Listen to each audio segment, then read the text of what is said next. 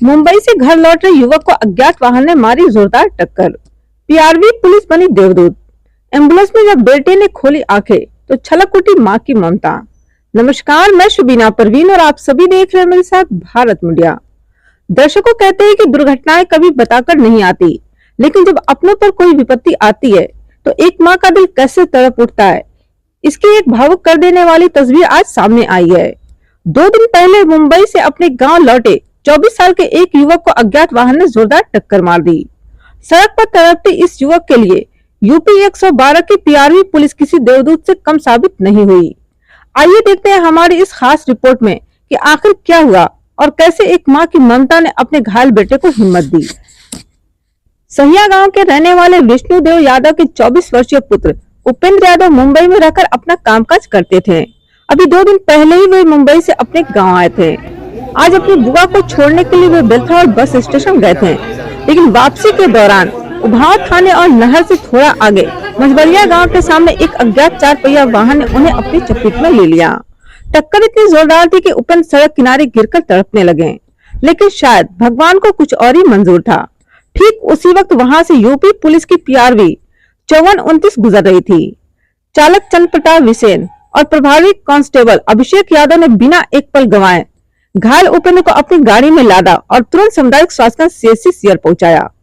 PRV के चालक ने इस पूरी घटना पर क्या बताया, आइए सुनते हैं। नाम बताइए अपना। चंद्र प्रताप सिंह विषय। अच्छा, आज एक सामुदायिक स्वास्थ्य केंद्र में एक मरीज को लाए, क्या हुआ है? हम लोग आ रहे थे उधर से, इसे रूटीन में चलते हुए तब तक आगे भीड़ दिखा। भीड़ देखने के बाद वो हुआ कि देखे तो एक्सीडेंट हुआ था। एक महिला बता रही थी कि कोई बस वाला था, वो नहीं बता रही थी कि रोडवेज एक प्राइवेट है, मार के अपना कर गया। तो कह रही थी पीला बस था, रोडवेज का था। उसका कहना है कहाँ ये मिले हैं आपको? ये मझोलिया और उभाव के बीच में। तो ये कोई साधन से थे ये? हाँ, मोटरसाइकिल से थे। मोटरसाइकिल से शायद। मोटरसाइकिल तो वही रखवा दिया गया है। मोटरसाइकिल तो नुकसान नहीं था, लेकिन ये आदमी बाहर पड़ा था, उसको उठा के चोट कहाँ कहाँ इनको? चोट कहाँ दिख रही है? दिखने में तो कान पे लग रहा है, कान पट गया इसका। अच्छा, और इसके बारे में कोई जानकारी? ये सैया कराने वाला है, पता तो मोबाइल से ही लगा है, तो बुलाया गया है उसके घर वालों को। नाम कुछ नहीं बताया अभी। अस्पताल पहुंचते ही उपेंद्र की दुर्घटना की खबर उनके परिजनों को मिली। कुछ ही देर में पूरा परिवार सीएचसी पहुंच गया। चीख पुकार से अस्पताल का माहौल पूरी तरह गमगीन हो गया। सबसे ज्यादा दिल दहला देने वाली स्थिति उपेंद्र की मां की थी।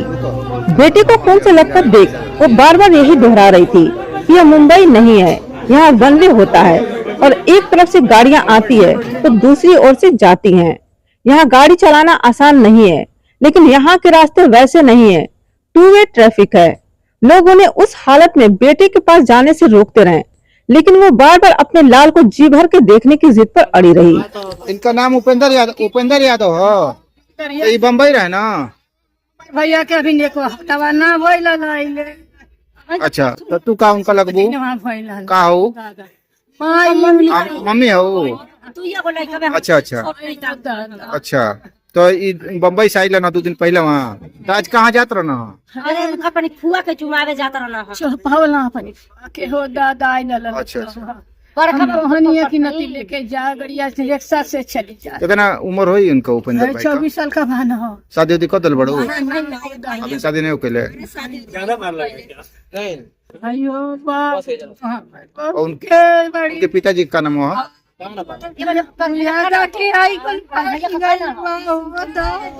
डॉक्टर कुशाग्र सिंह ने प्राथमिक उपचार के बाद उपेंद्र की गंभीर हालत को देखते हुए उन्हें जिला अस्पताल के लिए रेफर कर दिया। अपना परिचय दीजिए। नमस्कार, मेरा नाम डॉक्टर कुशाग्र सिंह है। मैं बेलथरा रोड सीएचसी पे एक मेडिकल ऑफिसर। हमारे पास आज एक पेशेंट आए हुए थे, उपेंद्र नाम है, 25 साल एज है। रोड ट्रैफिक एक्सीडेंट का केस था। मतलब रास्ते पे चलते वक्त कोई गाड़ी वाला उनको कर दिया था, तो हेड इंजरीज वगैरह उनकी आई हुई हैं और कान जो है उनका डिसमेंबर हो गया है, क्रश हो गया है। तो उसके लिए हैवी ब्लीडिंग को देखते हुए और जो ईयर पिन्ना का रिकंस्ट्रक्शन करने के लिए हम लोगों ने उनको डिस्ट्रिक्ट हॉस्पिटल बलिया के लिए रिफर किया है, सो दैट उनके आगे के ट्रीटमेंट्स जो सीटी स्कैन वगैरह हो, ये सब चीज़ वहाँ पे हो जाए।